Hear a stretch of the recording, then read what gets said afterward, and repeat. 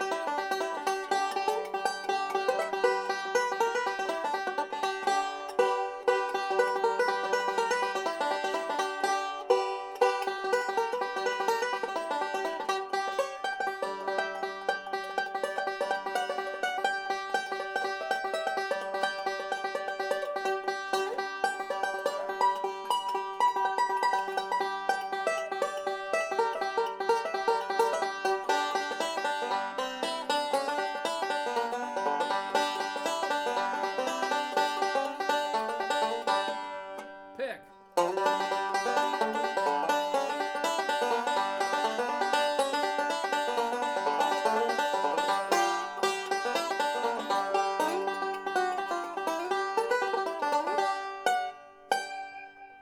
Okay, so if you've ever looked for a JD Crowe Blackjack, you'll find they don't come up very often.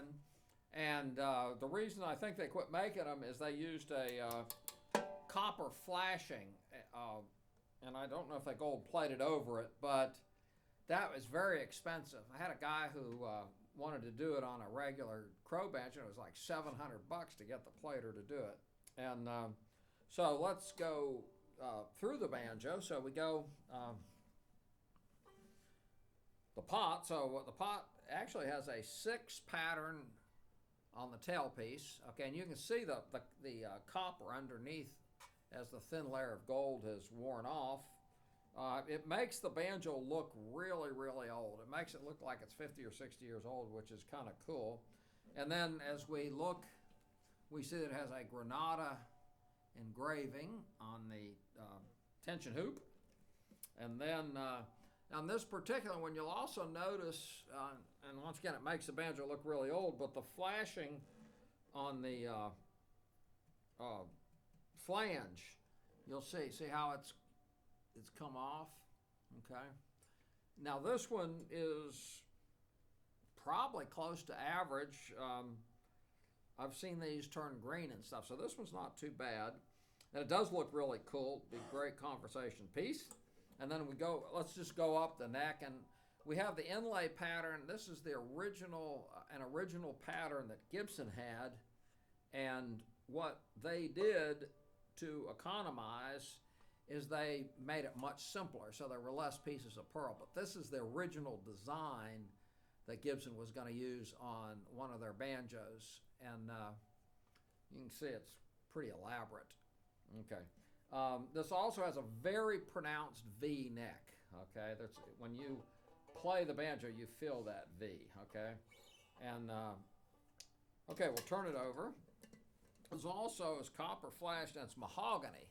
Okay, that's a very unusual combination, is for gold with mahogany. It does give it a very distinct sound, and of course, the most famous banjo like this is the one that Jim Mills plays.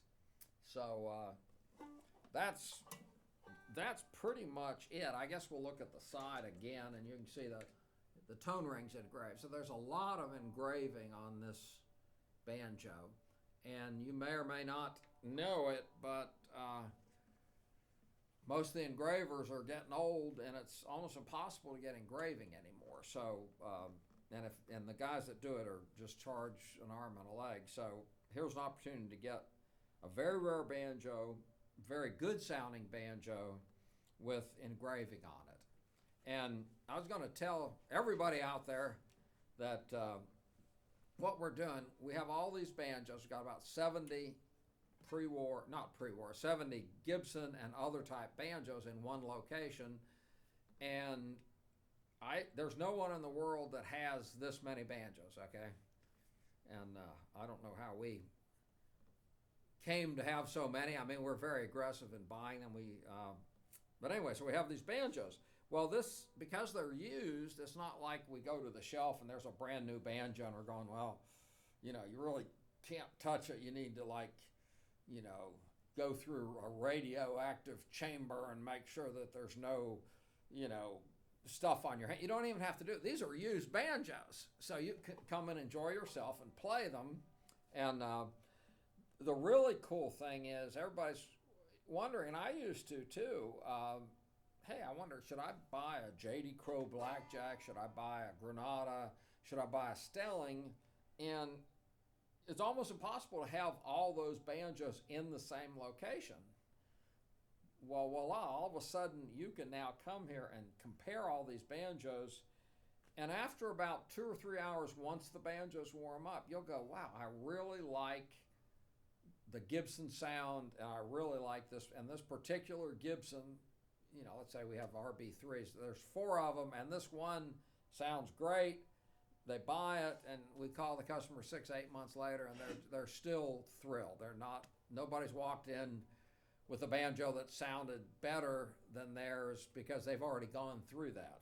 So anyway, we're 7 minutes from the airport. Invest in a plane ticket and plan on spending the day. You can spend 5 or 6 hours. We had one guy spend 5 or 6 hours, came back the next day, spent another 5 or 6 hours, and then ended up buying a banjo that he truly loves. And of course, I give banjo camps, and he's been to about 4 camps. Anyway, that's it. So if you have any questions, call Andy at 404-372-5482 or go to banjowarehouse.com to see our stuff. Hey, and go ahead and subscribe to the channel, and every time we do one of these videos, you'll get a notification. Well, have a great day, and hope to see you soon.